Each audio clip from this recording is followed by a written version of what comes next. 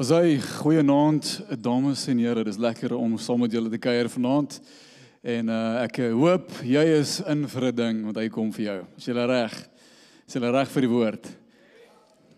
Amen. So julle is meer as welkom om asseblief saam met my te preek, sal julle? Dankie, moenie net vir my sit en kyk nie, is aklig, ek haat dit. Ek het nodig om saam met julle in geloof te staan vir dit wat die Here vanaand wil kom kommunikeer, nie net aan julle nie, maar aan my ook.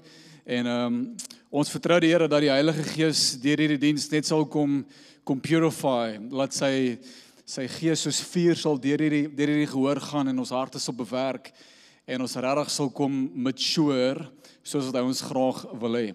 Maar voor ek gaan begin met die preek vanaand, ek weet nie of julle vir Jan gesien het vanaand nie. Jan, hy het nou klavier gespeel hier so, Jan en julle ken hom. Nou, hy is die kampusbestuurder. So julle sal sien, hy het so 'n bietjie van 'n glow in sy gesig, is iets anders aan hom. Die mannetjie het 'n ring aan sy wyfie se vinger gesit. Die man is verloof. Waar is my mooi slide? Waar is die slide? Julle, dit help nie, ons het nie die slide op nie. Dit was 'n mooi slide en alles. Is hy nie daar nie. Anyways, as julle Jan sien, sê vir hom, daar is hy nou. As julle Jan sien, sê vir hom, baie geluk, hy en Jumari is ook hier, soos julle al sien, sê vir hom, lekker. Integrity, the living one. Hierdie reeks wat ons mee besig is, slaat diep en hy slaat hard, want die Here kom en die Here kom brandskoon, soos ek gesê het nou net. En integriteit verwys na dit wat onsienbaar is. So dit verwys na die integriteit van, of kom ek sê so, die integriteit van 'n gebou, van 'n boom, van 'n mens, is dit wat die endurance van die ding bepaal. So as 'n gebou slegte integriteit het, dan gaan hy nie wind en weer en klomp goeders weerstaan nie.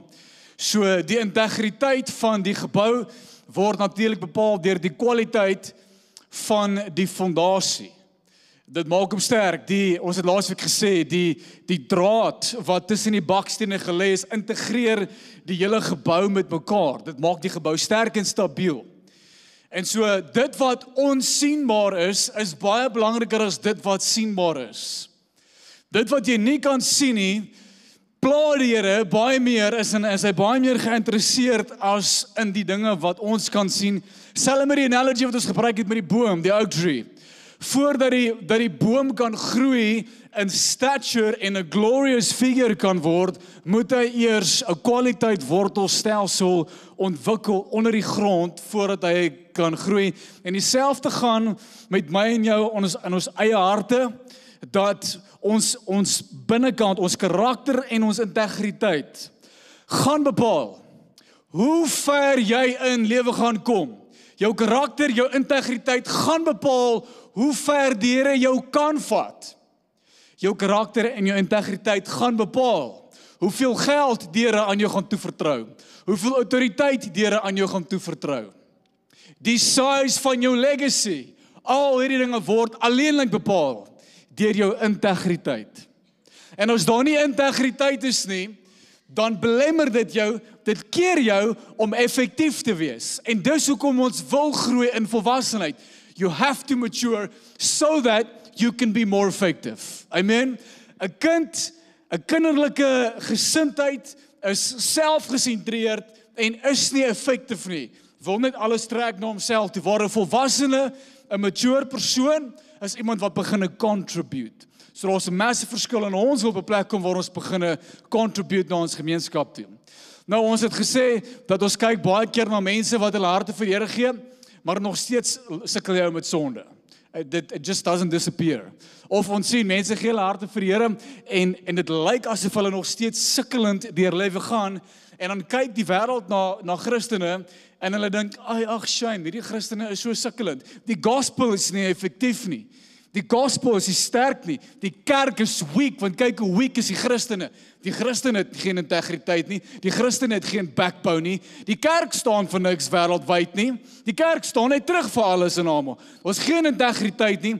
En die storms en die winde wat die kerk beleef wêreldwyd heiliglik, is as gevolg van die swak integriteit wat die kerk gevorm het oor die jare.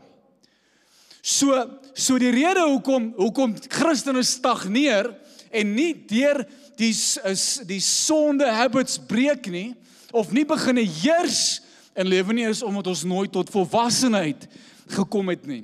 Want al wat op 'n Christen se kop is die blessings en wat die Here gaan doen en waar die Here my gaan vat en hoe hy my gaan bless en my gaan exalt en my gaan promote en. Meanwhile is die Here heeltemal besig met totaal en al ietsie anderste. En laasweek het ek hierdie vir jou gesê, maar ek gaan dit vir jou lees weer. Before God takes you up, He takes you deep. Hy vat jou diep eerste voor hy jou opvat. Before God exalts you, He first humbles you. Before God enriches you, He teaches you generosity and stewardship, and He purifies the desires of the heart. Om te kyk wat gebeur met die hart wanneer daar geld, finansies aan jou toevertrou word.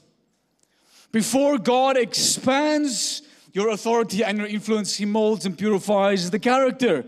In the kingdom of heaven, the way up is to go down. To be first is to be last. To lead is to serve. It's the other way around in the kingdom. Hebreërs 10 vers 14 is ons kernskrifvers gewees vir hierdie en ek wil vir jou lees. Julle kan hom opsit. For by a single offering He has perfected. Has perfected praat van jou gees. He has perfected for all time those who are being sanctified. So hier's twee dele in hierdie skrifvers. Die eerste ene, has perfected, is past tense, is verlede. Wat's past tense in Afrikaans? Hier's daar gly dit my. Verlede tyd. Verlede tyd. Dis iets wat gebeur het met my gees. My gees is absoluut heilig, goddelik, geregtig en lyk soos Christus. Maar my kop is nog nie daar nie. My kop moet nog groei, my denkwyse moet nog mature, die manier hoe ek goeders interpreteer, my sig, al hierdie dinge moet nog bykom by die kondisie waarin my gees is. En dis die volwassenheidsproses. So, ons het gesê, many Christians, they want to be strong, but they are not willing to be put in the fiery furnace. The fiery furnace is waar die hitte so 'n bietjie opgedraai word, en ons weet wat gebeur met staal in hitte. En 'n sekere temperatuur formuleer dit en verander dit die konstruksie van die staal en dit maak dit sterker. So ons moet hierdie goed gaan en ek gaan nou iets daaroor sê. Ek het ook gesê, many Christians, they want to lead, but they are not willing to serve. Many Christians want the glory, but they don't want to sacrifice. Ek sê weer vanaand wat ek laasweek gesê het, glory comes with sacrifice. If you want to be great in the kingdom of God, it's going to cost you your life. Amen. Het gaan jou baie kos, het gaan jou ongemaklik maak. As jy in die koninkryk van God wil effektief wees, wees reg om te saai. Wees reg om te bid. Wees reg om te gee. Wees reg om te konfronteer. Wees reg vir konflik. Wees reg vir hierdie dinge. It's gonna come. It's going to come. Maar ons 'n sacrifice wat kom met glory. Many Christians, they want to be wise, but they are not willing to be taught. Many Christians, they want blessings, but they aren't willing to bless others. Ons het ook gesê, en ek noem dit, en ek hou van hierdie stelling, ek wonder hoeveel Christene gaan nog steeds met die Here engage, as hy nou op een slag al jou hartsbegeertes vir jou kom gee. As jy vanaand 100% verseker is dat jy's finansiëel geset vir lewe, vir die res van jou lewe, gaan baie min Christene iets hê om met die Here oor te praat. Wat gaan ons nou vir die Here sê? Wat gaan ons nou bid? Ek het alles wat ek nodig het. Wat nou? En hierso is die kruks baie keer. Is dit goed vir my en jou om nie gebless te word nie? Dis baie keer vir my en jou goed om nie die heeltyd goeie dinge te ervaar, goed bedoel ek seëninge van buite af nie. Want baie keer expose dit ons motief met hoekom ons 'n verhouding het met die Here. Meeste Christene bid net as gevolg van die need. Stem julle saam met my? Ek wonder hoeveel van ons gaan 'n rede hê om te engage met God wanneer al ons behoeftes vervul word. En weer eens, dis kinderlik om daaraan te dink. Want wat wil 'n kind hê? 'n Kind wil net hê. 'n Kind is vleesgedrewe. Maar 'n volwassene is geesgedrewe. En ons een groepering mense wat ek nou vir jou gaan noem. Kyk, as jy Jesus wil kwaad sien, wat ek nie dink ons wil nie. Het julle geweet Jesus kan kwaad word? Did you know God can be angry? Jesus himself kan kwaad raak? Nie dit nie. As jy wil hê Here moet kwaad wees vir jou, dan moet jy nou 'n hipokrit gaan wees. Hypocrisy is iets wat Jesus nie kan verdra nie. Hypocrites is mense wat voorgee dat dit lyk tralala baie goed, ek is vrek heilig, kyk hoe goed en great is ek, maar meanwhile het jy geen backbone in jou private lewe nie, jy het geen ruggraat nie, jy doen sonde hierso in die agterkant, maar voor almal is jy heilig. En hierdie ouens noem ons die fariseërs en hulle lyk soos hierdie. Hierdie ouens is die ouens wat veronderstel was om God te verteenwoordig.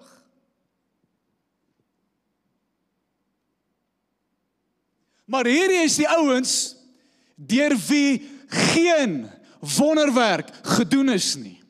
Hierdie is die ouens wat niks, geen van 'n legacy agtergelaat het nie. Het niks beteken vir die koninkryk nie, want alles het gegaan oor hulle self. Alles het gegaan oor hulle status en hulle wou nie hulle glorie of hulle heerlikheid deel met enige iemand anderste nie. En as dit die geval is en jy sterf, dan sterf jou koninkrykie saam met jou. Dis hoekom niks van hierdie ouens enige legacy agtergelaat het nie. Niemand van hulle nie. En Jesus sien reg deur hierdie ouens. Hy sien dit wat onsienbaar is. Die Bybel sê, man looks at the outward, but God looks at the heart. God kyk verby al hierdie charisma en klinginess en shininess van hulle af. En hier kom hy en hy roep hulle uit in die publiek en sê vir hulle, you hypocrites. Hy het nie 'n private vergaderingkie met die fariseërs gehad en sê, hey boys, kan ek gou met julle praat net vandag vir 'n paar minute, is dit okay met julle? Okay, ek wil hulle nie te veel offend en julle name gat maak vir die ander mense nie, so kom ons hou gou 'n vergaderingkie hierso. Okay, sal julle asseblief volgende keer bietjie meer real wees?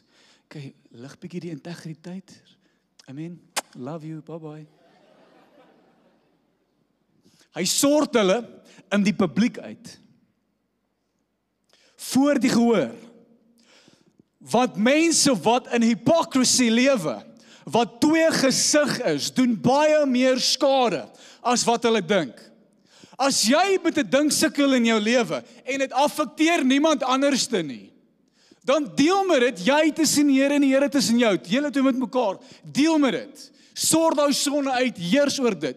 Maar sodra my trots en my sondige, vleeslike, lastvol natuur ander mense begin mislei, dan raak dit 'n ander situasie. Dis hoekom ouens wat op hierdie stage staan, aangehou word tot 'n hoër standaard van lewe. In die Engels sê ons, we are held to a higher standard. Ons kan nie iets preek van hierdie stage af en dit nie self doen nie. Ek kan nie vir jou sê, gee finansies, maar ek gee nie self finansies nie. Ek kan nie vir jou sê, wees generous, maar ek is self nie generous nie. Ek kan nie vir jou sê, doen dit, doen dat, maar ek doen dit nie self nie. Peer jou hypocriet. Hoe kan ek hier voor staan en met opregte hart met die Here se woord deel, maar ek doen nie wat ek sê nie? Sal julle luister na my? Sal julle luister na Louwelen? Sal julle luister na Sugen? As julle weet wat eintlik aangaan in ons private lewens? Jy sal nie. Dis soos om raad te kry van 'n ou wat R1000 in sy bank het oor hoe om R1 miljoen te maak. Is you fool? Is jy dom? Is jy...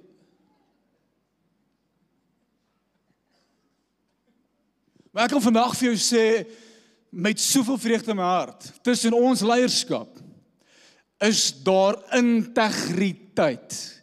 Dit wat jy sien hier, is wat jy sien by die huis, is wat jy sien in die kar, is wat jy sien in die binnekamer. Ons hou mekaar aanspreeklik tot ons persoonlike lewens ook. Kan nie bekostig om my eie sonnetjie hier te hê, tralilaan, dan moet ek hier op die stage kom en vir julle sê, kom maar ja nie. Dis nie hoe dit werk nie. Die woord hypocrite is 'n Griekse term, it's a Greek term for an actor. Dit is een persoon wat verskillende persoonlikhede aankleef mee. Hy trek homself aan met verskillende karakters. En Jesus verwys wanneer hy sê hypocrite, dan sê hy, julle doen al hierdie net vir die show, julle is klomp akteurs man.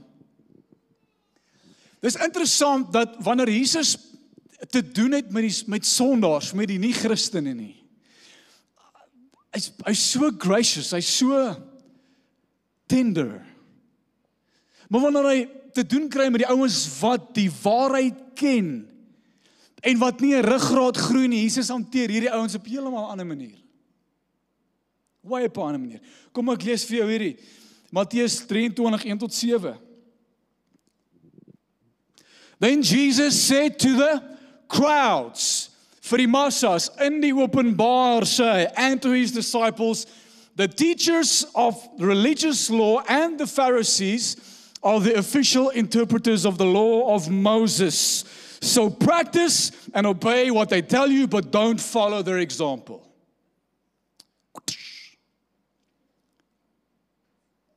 Doen wat hulle sê, moenie doen wat hulle doen nie. Well, ek gaan jou nou offend publicly. En ek sê, Jesus is nie bang gewees om mense te offend nie. As jy nie hou van die waarheid nie, it's on you. Jesus spreek, en klomp van die disippels is offended deur sy prediking. Hulle draai om en hulle loop weg. Weet jy wat doen Jesus? Hoor julle, ekskuus, kom ek vertel ek gou vir julle wat het ek eintlik bedoel. So, ja, ekskuus man, ek het dit nie so bedoel nie. Hy draai na die 12 disippels toe en hy sê, en julle, gaan julle ook loop?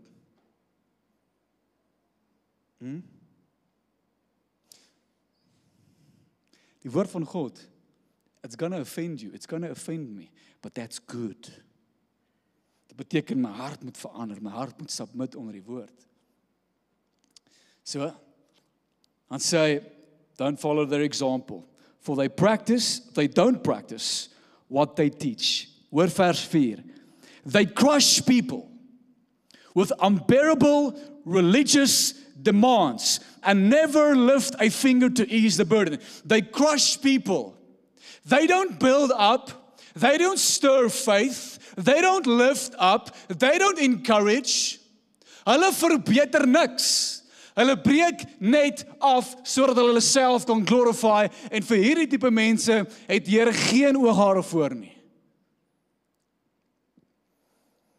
Vers 5, everything they do is for show.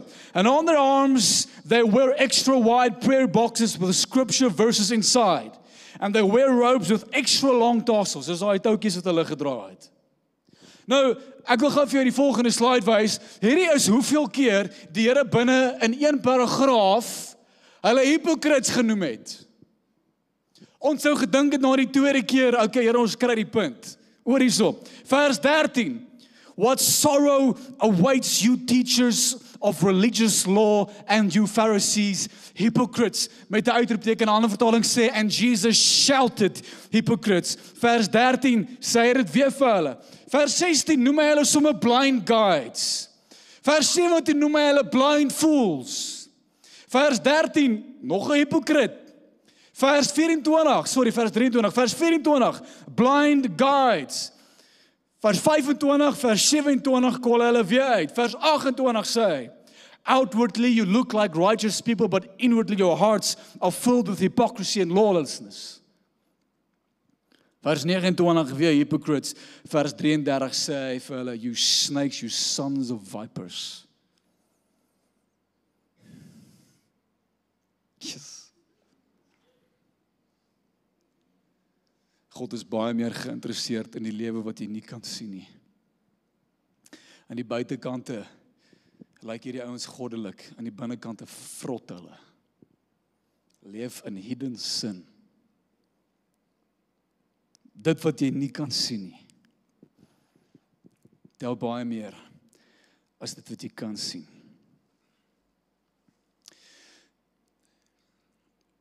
Dit vat ons weer terug na, wat is die rede vir hoekom die Fariseërs die skrif geken het? Het hulle die skrifte geleer om werklik God se karakter meer te verstaan? Nee. Hulle het die skrifte geleer om slim te klink, sodat hulle geprys kan word deur mense. Hulle intensie was nie die rede hoekom Jesus gekom het nie. Jesus het aarde toe gekom, net sodat ons van hom kan weet nie, maar sodat ons hom persoonlik kan ken. Hy het homself kom openbaar in die vorm van mens, sodat ons aangesig tot aangesig in sy teenwoordigheid kan sit, onder sy lering sit, in sy teenwoordigheid kom, aan hom kan vat en hy in ons kan vat, en wanneer hy praat, dan is dit soos vuur wat brand in ons harte. Soos het ons lees in die Bybel, toe Jesus gestap het saam met 2 disippels terug Emmaus toe. En terwyl Jesus die skrifte oopbreek vir hulle, toe sê hulle vir mekaar, that our hearts not burn within us, when he opened the scriptures. Die rede hoekom God aarde toe gekom het, is om weer intimiteit met ons te kom herstel. Dis die eerste rede hoekom ons engage met ons verhouding met God, is nie vir blessings nie. Hoekom nie? Want Jesus homself is die blessing. Ons dink dat nog 'n kar, nog 'n verhoging, nog 'n bietjie geld, nog 'n bietjie dit, gaan jou vervul. Dit gaan nie jou vervul nie. Jesus se teenwoordigheid alleenlik is genoeg vir jou. Amen. It's enough for you. En al wat hierdie Fariseërs wou gehad het, is die glorious stuff, geld. En hier staan God homself voor hulle. And he wants to fulfill them eternally. And they missed him. Hulle het totaal en al gemis. So, Jesus kom sit tussen ons, en toe hy ons tussen ons kom sit, ewe skielik word ons getransformeer. Ewe skielik is dit asof die Here ons in 'n fiery furnace ingebring het. Ek love dit om te sê, dat God se teenwoordigheid self, Jesus se teenwoordigheid, is die fiery furnace. Want sy liefde, God se liefde vir my en jou, is 'n captivating, purifying love. It burns you clean. Amen. It transforms you. Hy gryp jou hart en jy ewe skielik verander jy net soos hy. Ewe skielik lyk jy soos hy, loop jy soos hy, praat jy soos hy, draai jy dieselfde aura as hy. Dus hoe meer tyd jy spandeer binne in God, hoe meer raak jy soos hy. It just transforms you. Ek het hierdie laasweek gelees, Psalm 11 vers 6. 12 vers 6. David sê, the words of the Lord are pure words. Pure words, like silver tried in a furnace on earth, purified 7 times. Dit bewerk my hart. 1 Petrus 1 vers 6 en 7. Hierdie is die tweede gedeelte wat my laat mature. Is die tweede gedeelte wat my in volwassenheid laat groei. En ek wil gou hier by stil staan na ek hierdie gelees het, maar 1 Petrus 6 vers 1 tot 6 tot 7 sê, be truly glad, there is wonderful joy ahead, even though you must endure many trials. Sê gou sommer, must endure. You must endure many trials for a little while. A little while beteken, dit wat jy nou deurgaan, gaan nie vir altyd jou realiteit wees nie. Amen. For a little while you will sit with what you are sitting. Dan sê vers 7, these trials will show that your faith is genuine. Baie van ons dink ons glo, tot ons gekonfronteer word met iets, dan kom ons agter ons glo nie.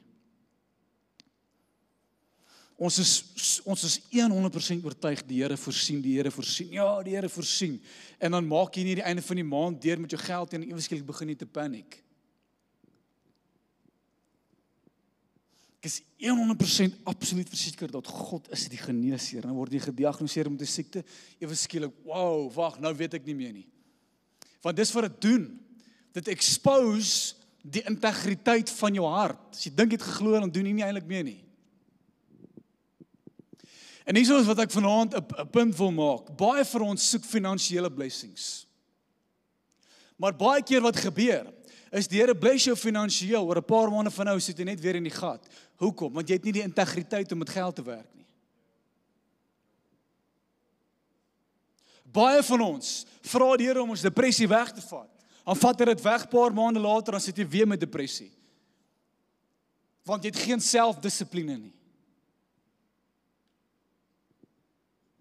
Ja? Vanaand wil ek hierdie vir jou sê. God will set you up and disciple you so that you mature out of poverty. Hoor julle wat ek sê? You will mature out of the pit you sit in. Jy gaan groei uit jou probleme uit. Want jou probleme is nie 'n kwessie van die Here wil my bless of die Here wil my nie bless nie. My probleme is as gevolg van die feit dat ek nog nie volwasse is nie. Baie ouens wil 'n besigheid hardloop, maar hulle het nie die volwassenheid om 'n besigheid te hardloop nie. Dan vou die besigheid, dan blameer hulle die Here. Of hulle soek verantwoordelikheid. Dan neek hulle dit op, verloor die werk, die Here straf my. Nee, dis jy wat nog nie integriteit het nie. Jy's nog nie solid genoeg om die tipe dinge te kan hanteer nie.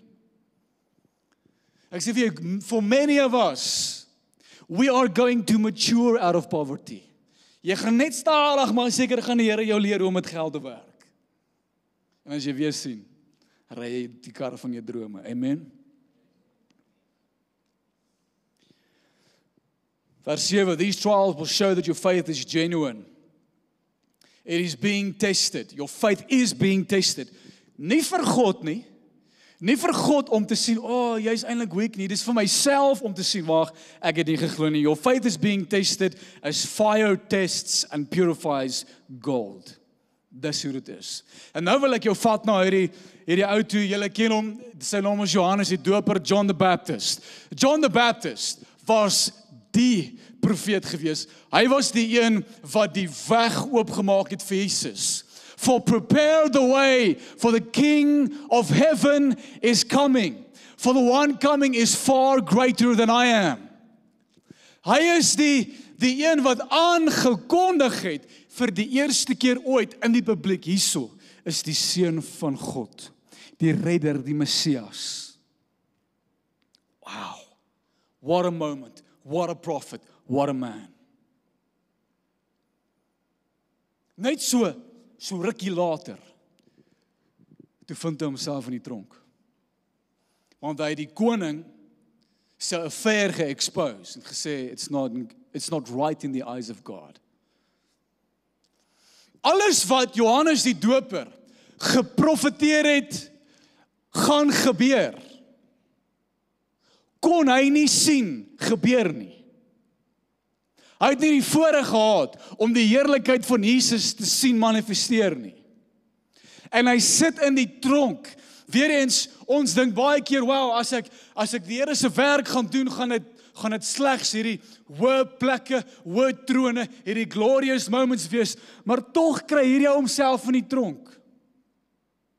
Again, it's the cost. It comes with the cost. If you wanna have a glorious life, as jy iets wil beteken vir die koninkryk, gaan dit baie keer jou gemak kos. Maar hier sit hierdie ou in die tronk, offended. En selfs Johannes die Doper het gedoubt in sy eie geloof. Kom ek lees vir jou hierdie, Matteus 11 vers 2. When John had heard in prison about the works of Christ, he sent 2 of his disciples and said to, go and say to, hulle sal hom nou vir Jesus gaan sê, are you the coming one? Or do we look for another? Is dit dieselfde ou wat net nou 'n rukkie terug in die publiek die openbaring van sy lewe gehad het en gesê het, hier is hy, die een, die seun van God, die Messias, en net 'n paar oomblikke later, is dit die een? Dalk moet ons kyk vir 'n ander een. Hoeveel keer word ek en jy offended, omdat die Here nie goed gedoen het wat ons gedink het hy gaan doen nie, en dan kry ons vir ons 'n ander God. Of vra ons onsself, miskien is daar 'n ander een. Dalk. So, wat ek vanaand vir jou wil sê, is jou roeping, wat God vir jou het, gaan verg van jou om integriteit te hê. Dit gaan verg van jou om 'n ruggraat te hê, om 'n solid fondasie te hê, want familie, dit wat die Here jou waarvoor die Here jou voor geroep het, is nie maklik en eenvoudig nie. God didn't call us to live a comfortable life. Amen. Bou jou mure hoog, seclude yourself, jy en jou familie, en julle leef julle lekker lewetjie en tree af en gaan nie dood nie. Dis nie die lewe waarvoor God ons geroep het nie. He didn't call us for a comfortable life, but he did call us for a glorious life. En ek weet nie van jou nie. Wil jy in gemak doodgaan? Of wil jy doodgaan waar jy weet, ek het die geloof wat in my hart gegrond was, in gestaan en aangehou aan dit tot die einde toe. Paulus sê, I have preserved the faith. En daar's 'n stuk legacy wat oopbreek in jou hart, of in jou lewe, wanneer jy dit reg kry om die storms te weerstaan. En ek sê vanaand vir jou, dat dit wat die Here vir ons voorgeroep het, is nie eenvoudig nie. Johannes se kop was toe later afgesny.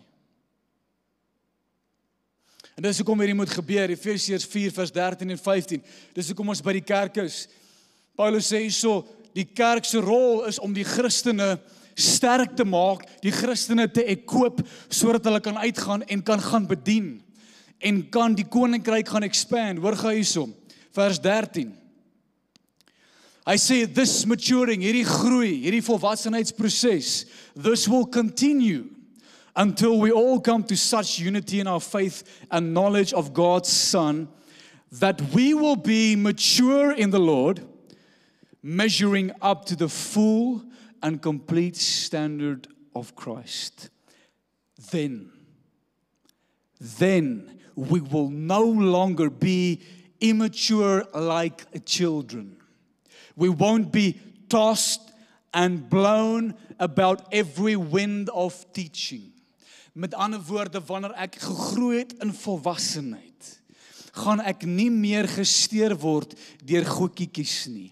Gaan ander mense se opinies, die vyand se stem, demoniese aktiwiteit, goeie ekonomie, slegte ekonomie, gaan my nie meer steur nie, want ek is gegrond en geanker in my geloof.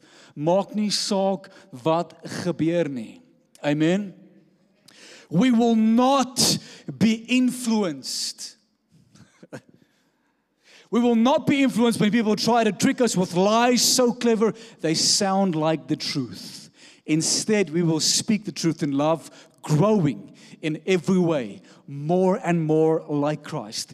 En nou dat jy groei in volwassenheid, kan God jou grond expand.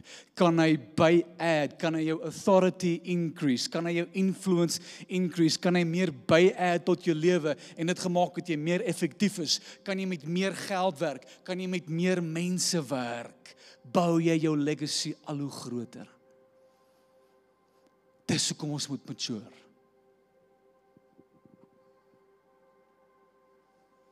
Weereens,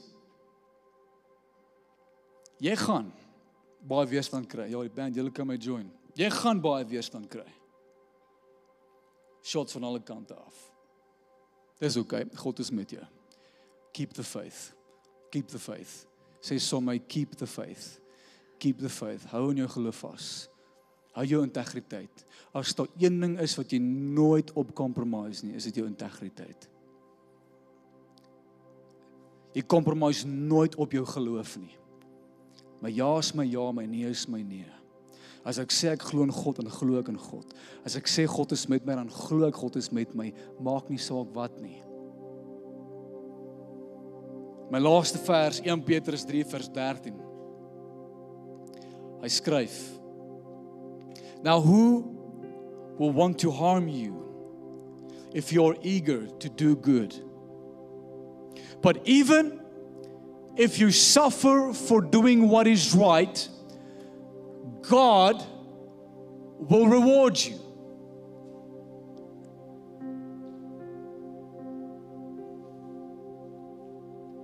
Maak nie saak hoe goed die besigheidsdeel lyk nie, dis korrup. Dan sê ek nee vir dit. Because I will stand for what is good, godly and holy. I will stand for what is good, godly and holy, no matter the cost. Al verloor ek 'n baie groot deel, dis okay. I don't serve man and I don't serve money, I serve God. Al is daar 'n kliënt in jou werksomgewing wat baie inkomste vir jou bring, as daar ongeregtigheid is, dan konfronteer jy dit. You do the right thing no matter the cost, because God will reward you, and God will sustain you, and God will keep you, and God will promote you. We do not serve man and we do not serve money, we serve God. Keep the faith no matter the cost. Keep the faith no matter the cost. Wat gebeur wanneer daar korrupsie gebeur in jou kantore, by die werksplek? Bly ek stil, sê ek niks, want ek is bang ek word gefire? You do the right thing because God will reward you. Sê vir jou langs jou, no matter what, God will reward you. God will reward you. Sê vir jou langs jou, jy kan saam met my staan, en gaan ons bid en worship. Amen.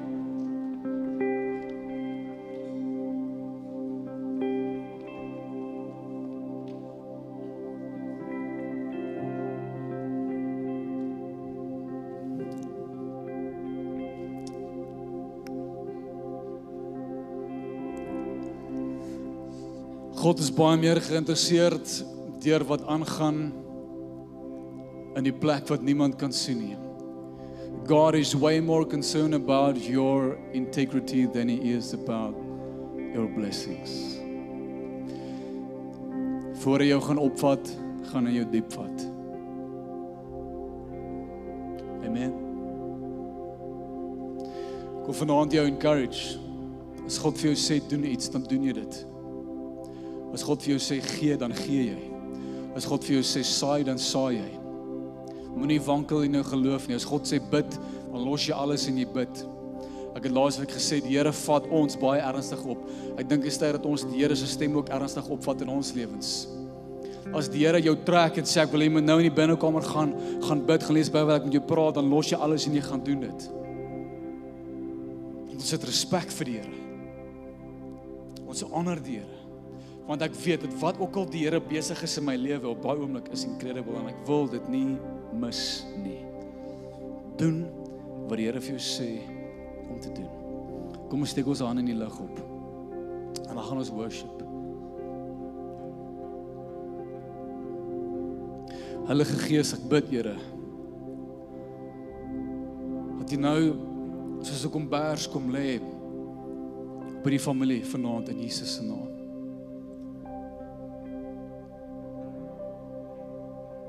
I pray, Lord, that you would breathe fire into our hearts and purify, sanctify the desires of our hearts. Ek bid, Here Jesus, mag daar 'n honger in ons ontwikkel word nou, Here, vir U sterker as nog ooit tevore. Lord, we don't live by the flesh. We live by the Spirit. I pray, Lord, will you raise us up as mature sons and mature daughters in your kingdom. I pray, Lord, may you take us deep so we can be effective for your kingdom. And I pray, Lord, as we worship in this next song, will you minister to us? And may your presence just saturate this place. Holy Spirit, you are so welcome to come and move and to come and burn in our hearts. In Jesus' name, amen. Come, let's worship. Amen. Thanks, band. Let's go.